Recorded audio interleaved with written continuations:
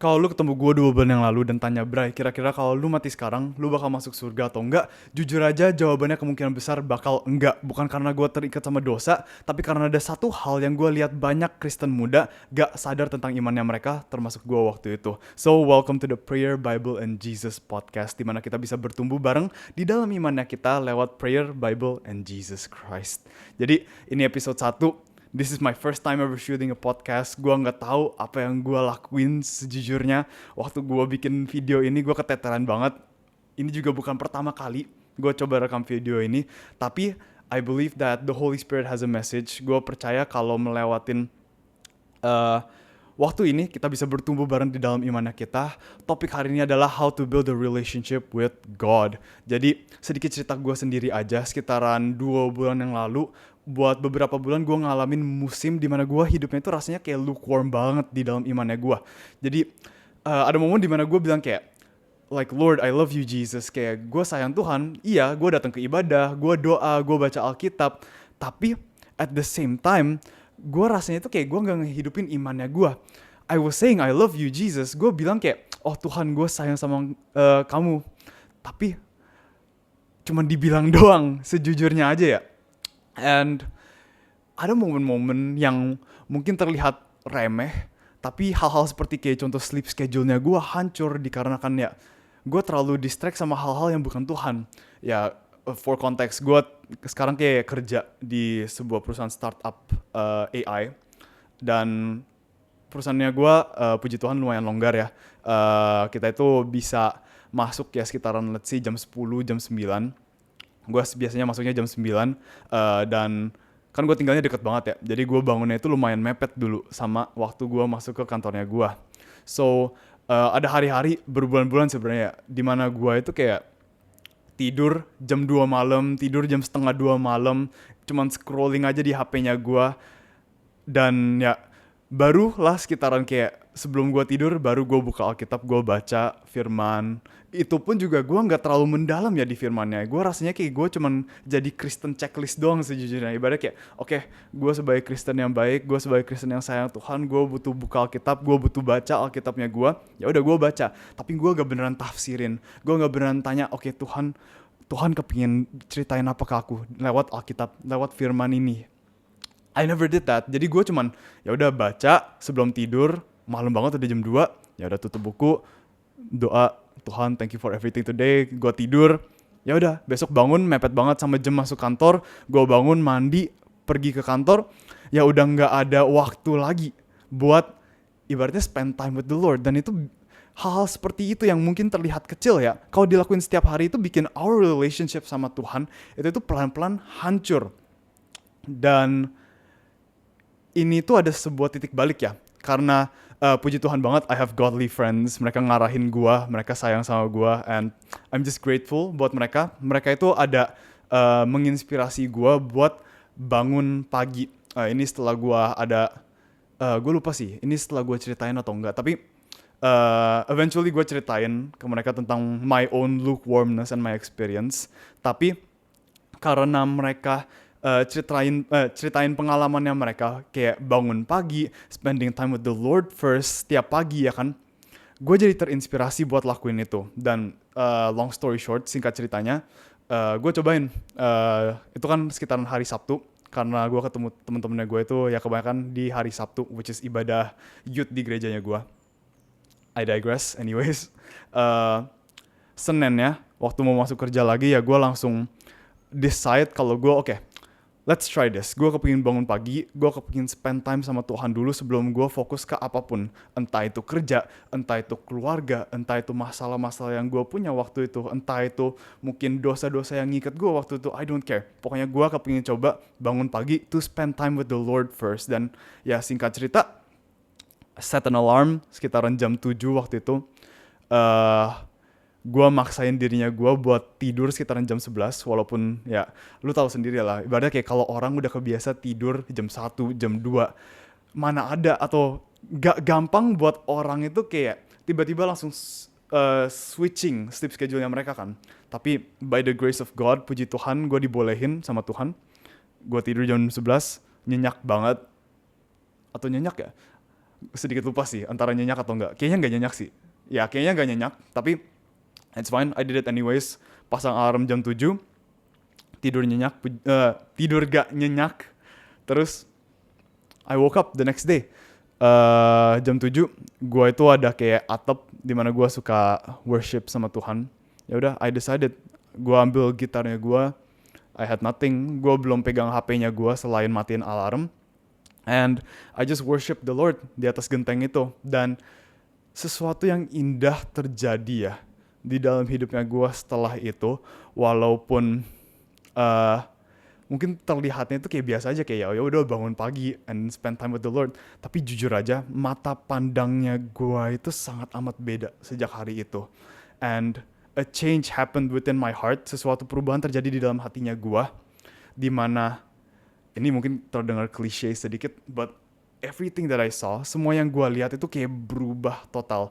Dari entah my actions, dari apa yang gue bilang. Gue sempet struggle sama bilang kata kasar. Emang bawaan dari mungkin masa-masa SMA ya. Still trying to get over that, but puji Tuhan udah dibantuin lah sama Tuhan, sama Roh Kudus. Tapi dari bilangannya gue, dari kata-kata yang gue bilang, dari actionsnya gue jadi jauh lebih terjaga. Bukan karena gue so hebat, bukan karena gue so suci ya, gue bukan nabi. Tapi gue tahu kalau gue lakuin sesuatu yang bikin Tuhan sedih, ya itu juga bakal bikin gue sedih. Dan semenjak hari itu, gue rutin bangun pagi. And which is also a miracle. Biasanya orang kalau tiba-tiba switching kayak gitu kan pasti ngantuk-ngantuk ya. Gue nggak tahu kenapa Tuhan emang ajaib aja, di mana gue itu semenjak hari itu, gue itu rasa kayak gue udah bangun pagi kayak udah 10 tahun, 20 tahun. Ibaratnya kayak sepanjang gue hidup kayak gue itu emang orang yang biasanya bangun pagi. Which is I am not a morning person. Gue suka banget tidur mepet-mepet. Gue suka banget bangun mepet-mepet karena gue suka kasurnya gue. Tapi gue itu nyampe titik dimana kayak gue tanpa alarm aja gue gak bisa bangun lebih dari jam 7. Lu bisa bilang itu biasa, lu bisa bilang kalau itu ajaib, tapi menurut gue that's a miracle from God that only God can do. Anyways, balik ke ceritanya. God is good. So something changed within me. Dan semenjak hari itu, gue itu tiba-tiba jadi peka banget tentang Roh Kudus. Apapun yang Roh Kudus bilang ke gue itu gue langsung kayak, oh, gue bisa denger kayak clear banget. Mungkin sebelumnya waktu gue masih lukewarm, gue itu rasain, quote on quote rasain kehadirannya Tuhan, kehadirannya Roh Kudus itu cuman kayak kalau ibadah mungkin kalau lagi praise and worship. Gitu pun juga waktu praise and worship, by the way, di musim dimana gue ngerasa lukewarm ini, itu gue ngerasa kayak when I worship kayak di gereja, itu tuh kayak cuman ruangan biasa aja. Kayak bukan tempat yang suci, bukan tempat dimana gue bisa kasih semuanya ke Tuhan. Ibaratnya api yang ada di dalam hatinya gue, yang membakar-bakar buat Roh Kudus itu kayak waktu itu sempat hilang.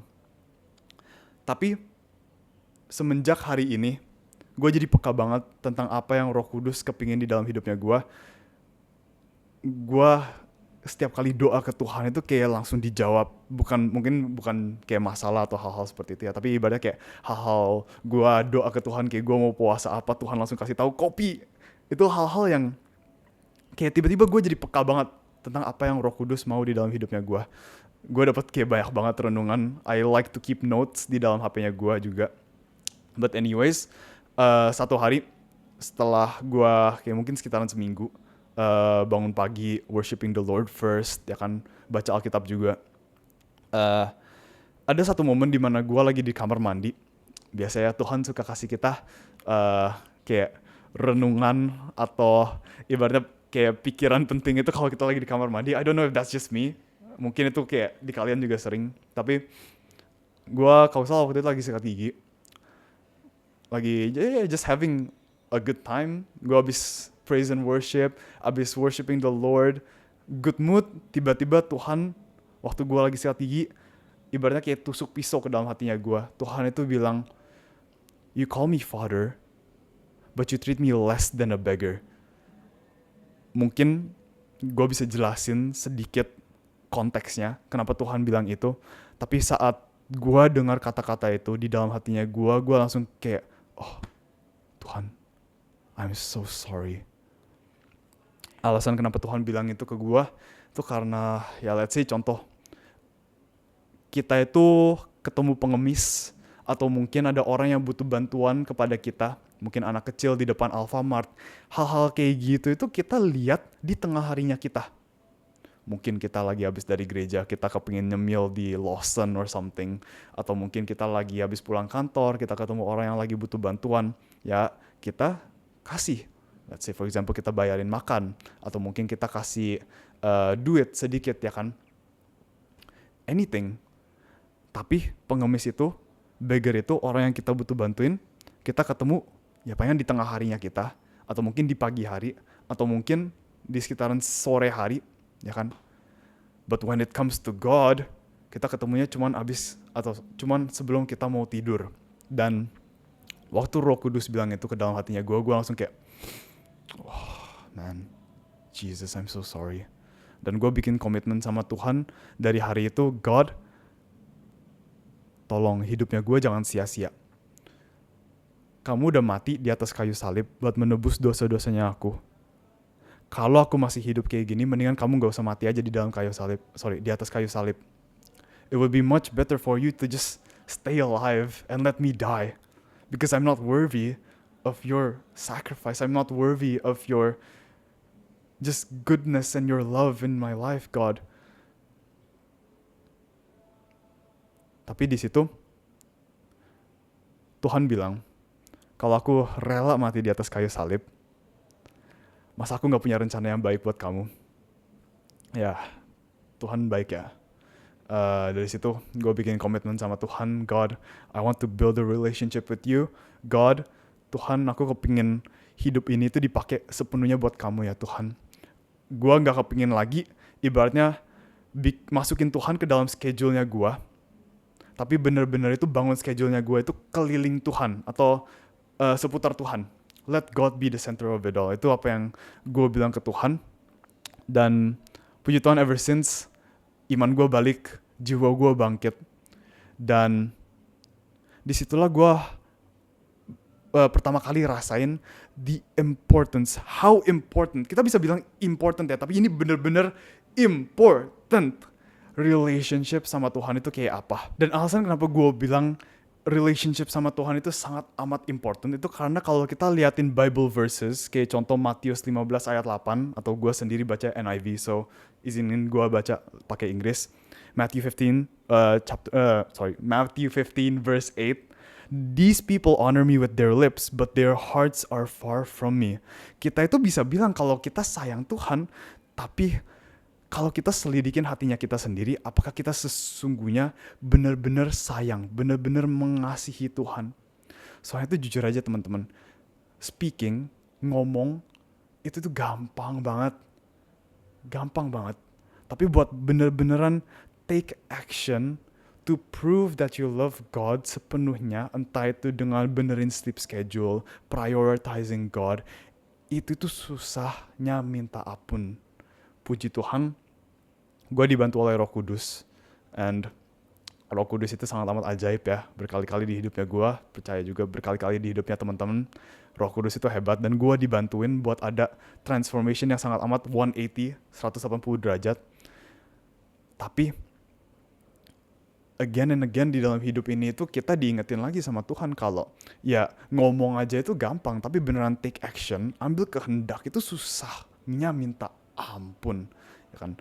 Kalau kita lanjut lagi di dalam Matthew 7:21-23, not everyone who says to me, Lord, Lord, will enter the kingdom of heaven, but the one who does the will of my Father who is in heaven will enter. Ini gue skip 22, you guys can read that yourself, tapi ini gue skip ke 23.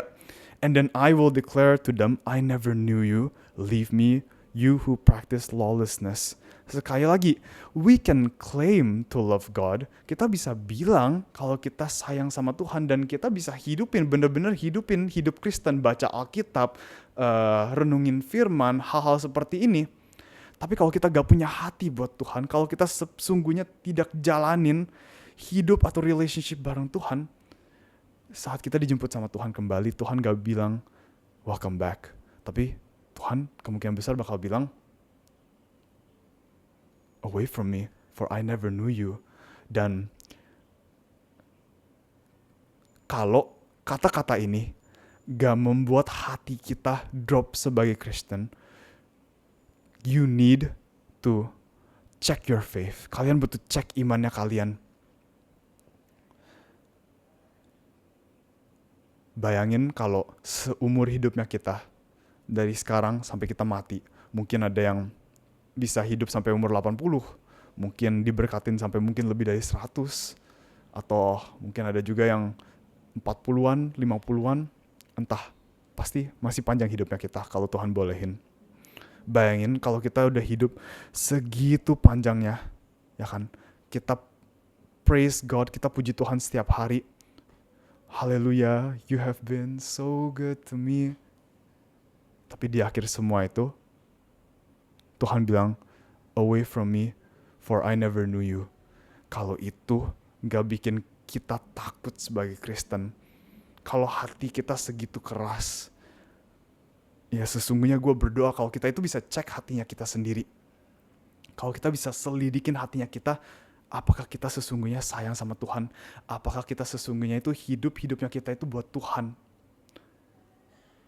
Kalau itu enggak, teman-teman, I truly pray for you as a brother in Christ that you may truly love God. Kalau kalian benar-benar bisa ada perubahan di dalam hatinya kalian. Gue pernah dengar, gue lupa siapa yang bilang, tapi the most dangerous, the most scary thing tentang iman kita itu, atau orang-orang yang ngikutin iman kita itu bukan ateis, bukan agnostik, for they know or they think that God doesn't exist, ya kan? Mereka percaya kalau Tuhan gak ada.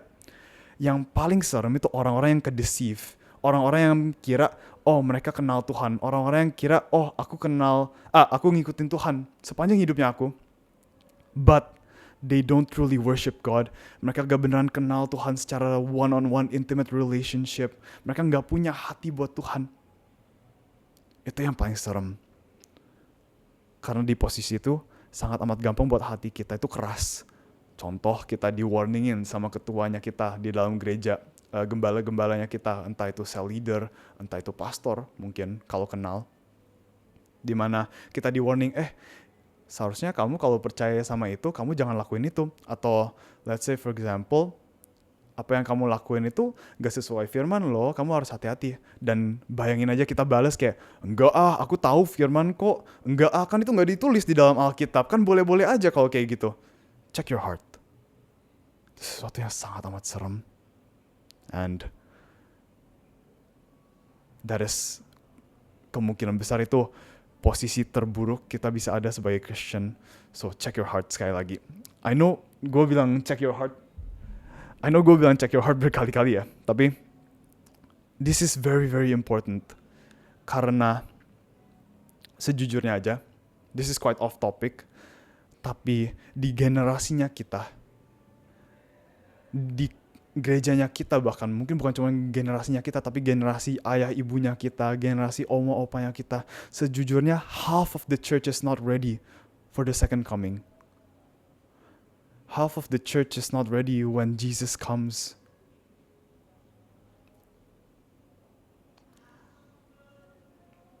Back to the topic. Got quite dark, tapi this is things that kita sebagai Kristen itu butuh akuin ya guys. Back to the topic anyways. So how do we truly have a relationship with God? Gua kepengin sharing 4 poin, simple, padat, dan jelas. Yang pertama, ask yourself, do you truly love God? Bayangin aja ya teman-teman, kalau kita itu kan berkali-kali di Alkitab kita di-describe sebagai istrinya Tuhan, the bride of the Lord, ya kan? Tuhan Yesus itu adalah groomnya, kita adalah the bride, and the groom is coming. Kita itu, saat kita terima Tuhan Yesus, kita itu masuk ke dalam covenant atau pernikahan. Dan yang namanya pernikahan, yang namanya nikah sama orang atau membangun relationship sama mereka, itu sangat amat susah. Bahkan gue berani bilang impossible to have a happy marriage. Itu sangat amat mustahil buat kita punya pernikahan atau perkawinan yang senang, yang sepenuhnya happy, kalau kita nggak saling sayang. So remember, as a Christian, we are God's bride, and it's impossible to be happily married if we don't love each other. Tuhan terlebih dahulu udah sayang kita, buktinya kayu salib. Tapi apakah kita benar-benar sayang Tuhan? Itu poin pertama. Poin yang kedua, if you truly love God, then put His needs above yours. Saat kita sayang, let's say pacarnya kita, let's say istri, let's say suaminya kita, atau bahkan ibunya kita, when we truly say that we love them, kita itu harus berani buat taruh kemauannya mereka di atas kemauannya kita. And I'm not talking to you guys, I'm also talking about myself. Seringkali, kadang-kadang kalau let's say mamanya gue suruh gue ambil barang dari dapur, ya gue sering males-males juga. I'm still human, dan itu sangat amat normal. Tapi kalau sesungguhnya kita bilang, okay, I love my mom, okay, I love my wife, okay, gue sayang sama pacarnya gue, pasti kita bakal memprioritaskan apa yang mereka mau di atas kita. Love is about sacrifice. It's not giving and taking, it's giving and giving. Tuhan Yesus sudah kasih semuanya kepada kita. Masa kita gak mau kasih semuanya ke Tuhan? Cara-cara kita bisa lakuin ini lebih deep, itu tuh hal-hal seperti atur sleep schedule-nya kita. Buat teman-teman yang sama kayak gue, sleep schedule-nya hancur, ya kita bisa sesimpel fix our sleep schedule. Kita mungkin tidurnya jam 2, oke deh. Mungkin kita nggak bisa total berubah dari tidur jam 12 atau dari tidur jam 2 ke tidur jam 12 atau tidur jam 11. That's fine. Mundurin aja waktunya 30 menit setiap hari. 30 menit setiap hari sampai kita nyampe. Let's say yang tadinya contoh di awal minggu tidurnya jam 2, di akhir minggu mungkin kita udah bisa tidur di jam 12. Terus bangunnya bisa diatur juga sama, lebih pagi, ya kan? Tapi it's also important to get the minimum amount of sleep ya guys. Ya, kita selama masih di dalam tubuh kita yang limited ini, kita cuma manusia, kita butuh tidur. Tidur itu sangat amat penting. Jangan cuman karena kita kepingin spend time sama Tuhan, kita itu paksain diri kita cuma buat tidur 3 atau 4 jam. No, that's not wise, and God calls us to be wise. Please get enough rest. Tapi selain hal-hal seperti sleep schedule, kita juga bisa atur dengan namanya olahraga. Kok gue bilang namanya olahraga ya? Itu kayak hal-hal alien banget ya? Enggak. Kita bisa olahraga. Olahraga bukan yang kayak crazy, kita jadi gym bro ya teman-teman. Enggak. Kita percaya kalau Tuhan baik. Tuhan udah kasih kita tubuh, ya kan?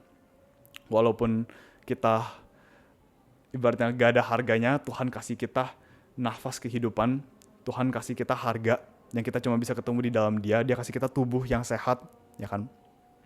Kita kalau udah diberkatin dengan sesuatu, udah pasti ya kita rawat dong. Contoh, let's say lu punya teman atau lu punya keluarga, ya kan? Lu kasih iPhone 17 Pro Max, mantap. iPhone 17 Pro Max yang baru, ya kan?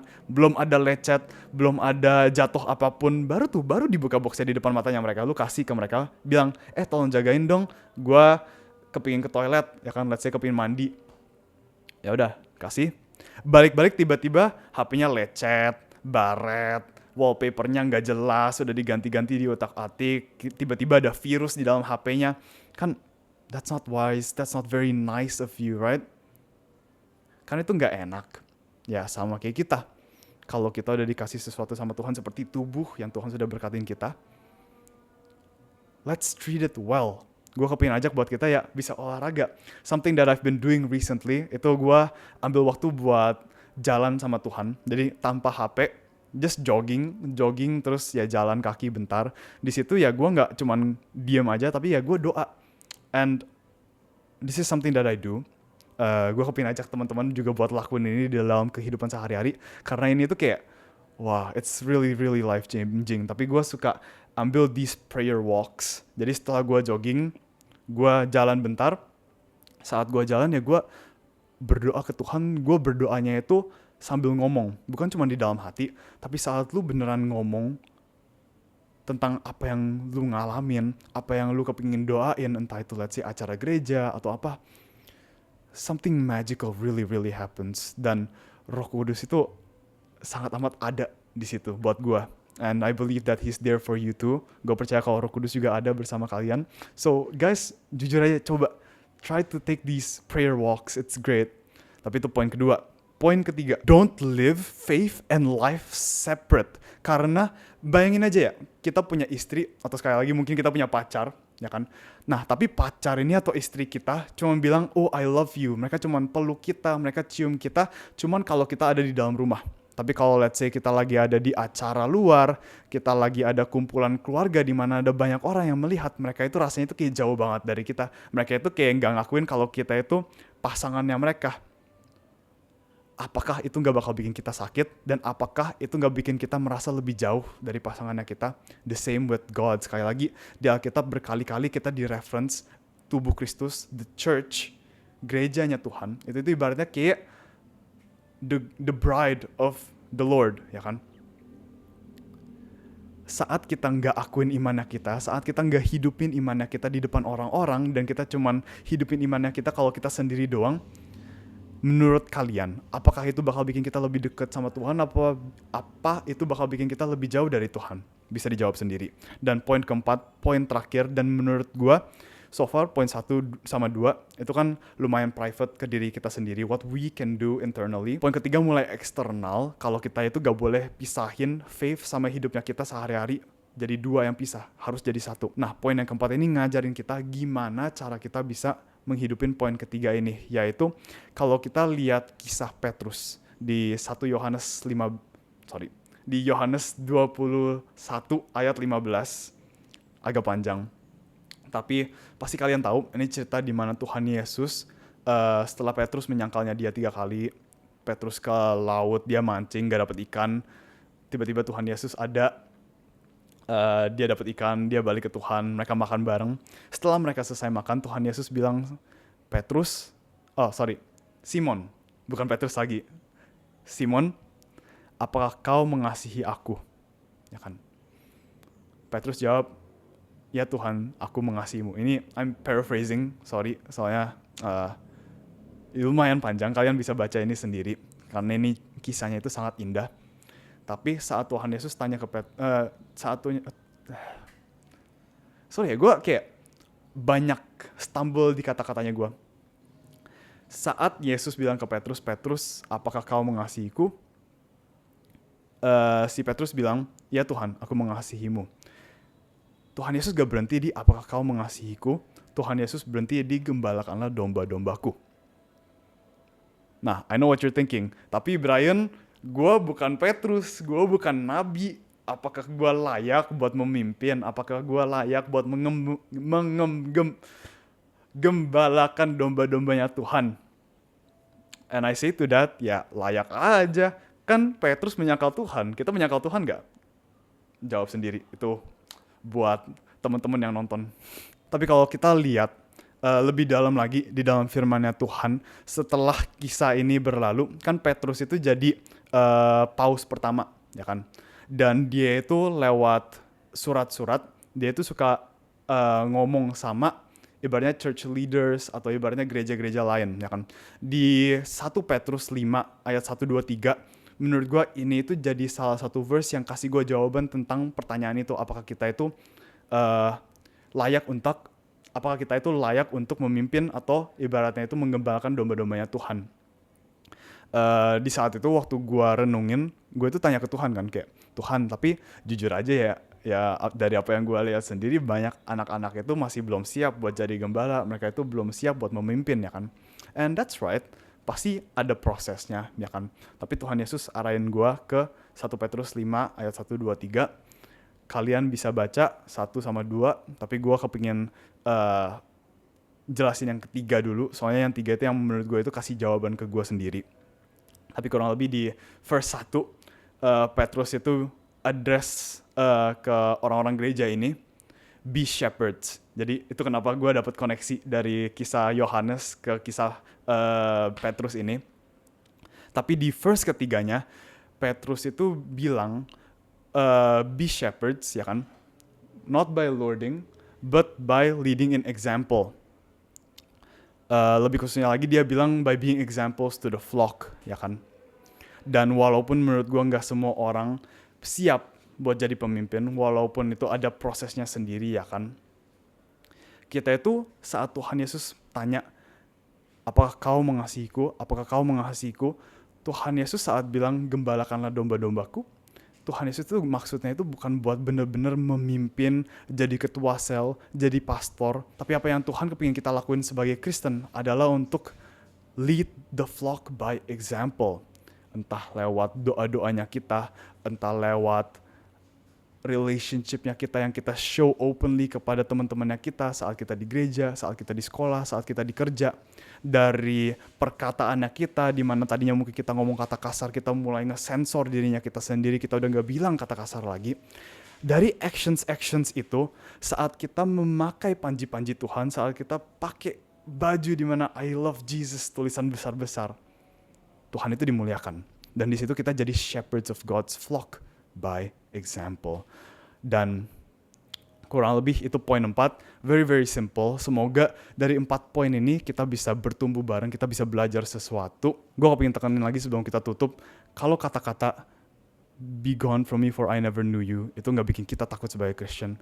Please selidiki hatinya kita, apakah kita benar-benar punya relationship sama Tuhan, apakah benar-benar kita punya hati yang sayang Tuhan. Let's pray. Tuhan, aku bersyukur sebab walaupun kita mungkin lukewarm di dalam hidupnya kita, walaupun mungkin ada momen-momen di mana kita gak kenal hatimu Tuhan, kau masih sabar, kau masih sayang kita, dan kasih-Mu tak terbatas ya Tuhan, sebab terlebih dahulu kau sudah mati di atas kayu salib, bahkan sebelum kita lahir. What a good God you are, Lord Jesus. Tuhanku kepingin doa, maka kau bisa memenuhi hati teman-teman yang nonton ini ya Tuhan dengan Roh Kudus-Mu yang sangat amat baik, yang it's ever flowing, truly living water God in their hearts. Izinkan Roh Kudus-Mu untuk ngalir di dalam setiap aspek hidupnya mereka ya Tuhan, saat mereka membuat komitmen dengan-Mu untuk lebih dekat lagi sama-Mu ya Tuhan, untuk mengenal hati-Mu lebih dalam lagi ya Tuhan. Izinkan Roh Kudus untuk benar-benar bekerja di dalam hidupnya mereka ya Tuhan, sehingga ada transformation yang indah terjadi di dalam hidupnya mereka bisa tambah dekat sama-Mu ya Tuhan. Tuhan, izinkan kita ya Tuhan untuk benar-benar hidup dan menggunakan hidup yang Kau sudah kasih kepada kita ya Tuhan, untuk memuliakan nama-Mu lebih lagi ya Tuhan, dari actions-nya kita, dari apa yang kita bilang saat kita mendoain temannya kita lagi. Please God, don't let our pride cover your glory, Lord Jesus. Don't let our selfishness cover your glory, Lord Jesus, but use us as tools of Christ. Kita kepingin dipakai oleh-Mu ya Tuhan, dan untuk melakukan itu kita butuh relationship yang intim dengan-Mu. Maka dari itu, let us build a strong faith, a strong foundation, and a strong relationship where we can only find it in you, Lord Jesus. Thank you, God. Sangat bersyukur untuk episode ini, episode pertama podcast. God, sekali lagi hamba-Mu berdoa lewat firman-firman yang tertabur hari ini, lewat semuanya yang hamba-Mu ceritain bisa menjadi berkat, bukan untuk mengglorify hamba-Mu ini ya Tuhan, sebab aku hanya telah tanah, tapi untuk glorify your name in heaven, untuk memuliakan nama-Mu lebih gede lagi. And in Jesus' mighty name, amen.